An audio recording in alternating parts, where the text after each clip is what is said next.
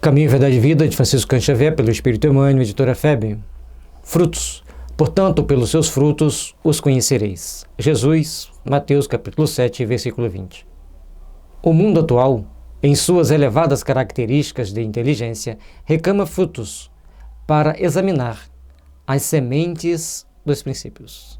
A questão dos frutos é importante, que nós temos que saber que tipo de frutos nós estamos produzindo, ou iremos produzir com as nossas ações, com as nossas atitudes. Por isso, devemos fazer sempre a seguinte reflexão: como estamos agindo frente à vida, frente ao universo? Que tipo de pensamento estamos semeando? O pensamento tem força viva e cria condições. Que tipo de pensamento estamos plantando no meio onde estamos?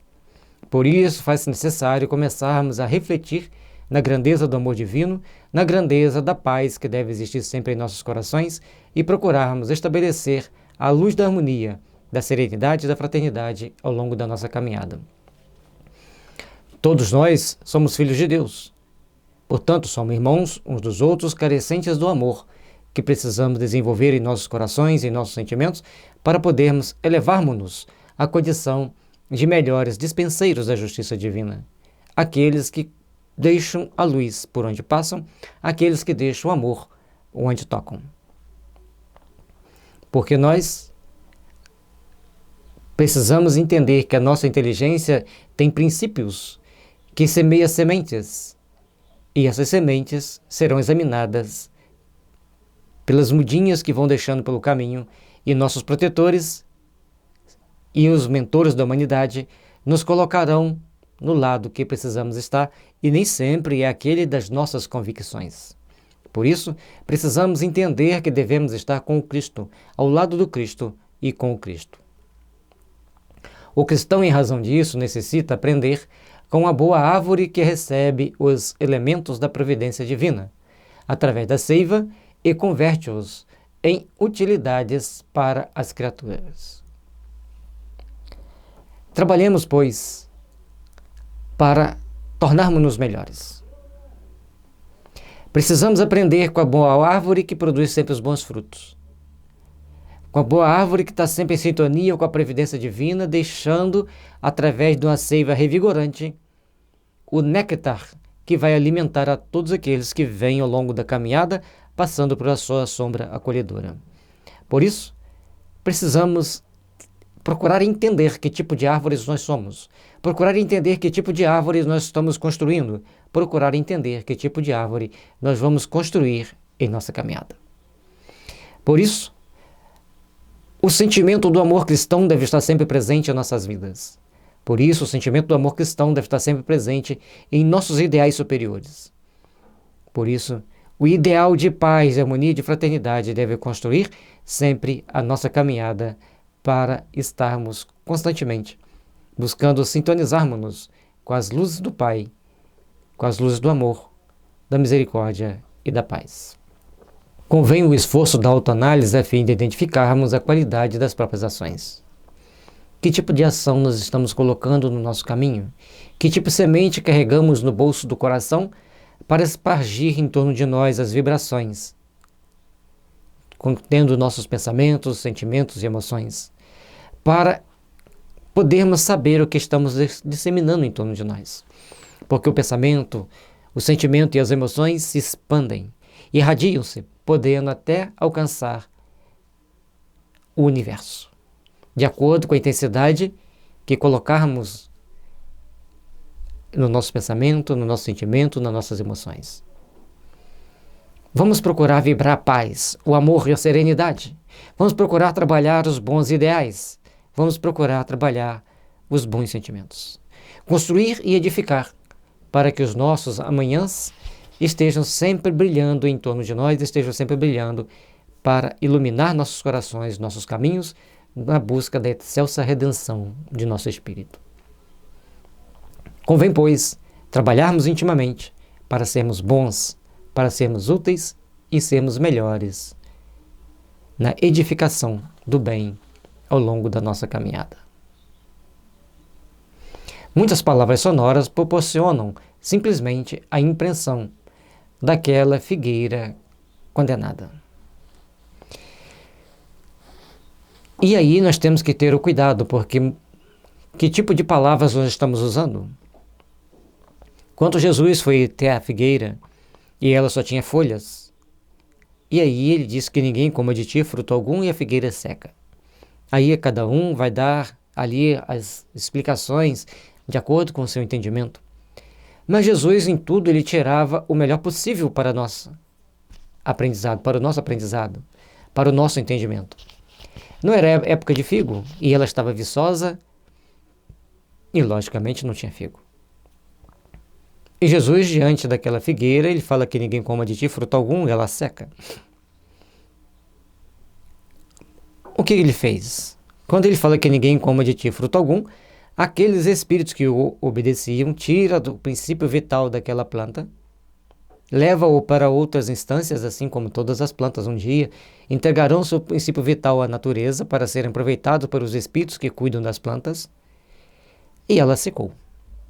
Lógico, sem o princípio vital, sem aquela essência da vida, aquela inteligência incipiente, porque todos nós temos uma inteligência em desenvolvimento. Nas plantas e nos animais, ela está em vias de desenvolvimento, de aperfeiçoamento, mas é uma essência da vida. Então, essa essência da vida ali é retirada para levar para as instâncias espirituais, para depois ser encaminhada em outra planta que iria nascer. Tudo bem, tudo segue o seu ciclo evolutivo. Mas por que Jesus deixou esse símbolo tão forte, tão marcante para nós?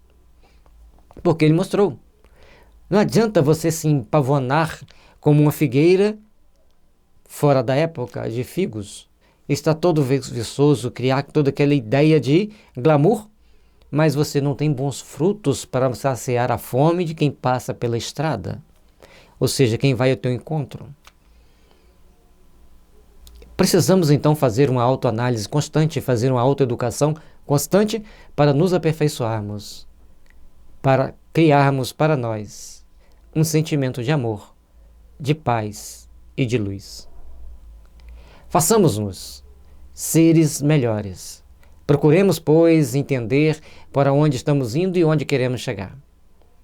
Porque somente assim começaremos a espargir os bons sentimentos, os bons ideais, e a luz do amor virá em nossos corações, virá nos alimentar, virá nos fortalecer e virá empreender os caminhos que nos conduzem ao Pai.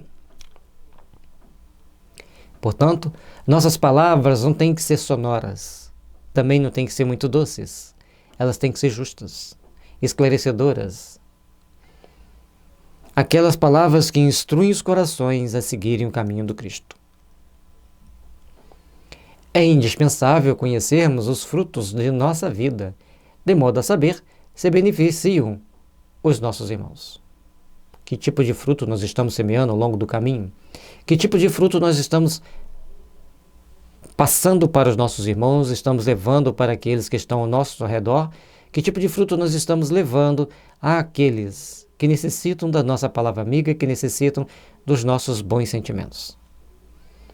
Pensando desta forma, vamos começar então a trabalhar intimamente para nos fortalecer, intimamente para criarmos condições de sermos melhores. Porque somente assim conseguiremos vermos-nos todos como irmãos e necessitados de caminharmos na direção da paz. A vida terrestre representa oportunidade vastíssima, cheia de portas e horizontes para a eterna luz. Em seus círculos, pode o homem receber diariamente a seiva do alto, transformando-a em frutos de natureza divina. Todos devemos caminhar. Todos devemos procurar sentir.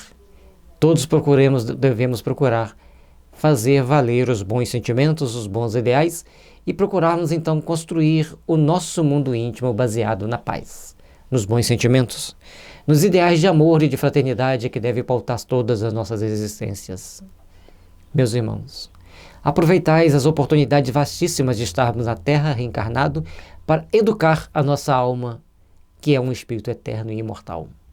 Educarmos-nos para que novas portas dos horizontes se abrem para a luz do entendimento e da razão, da solidariedade cristã e do amor que deve vivenciar sempre as nossas almas.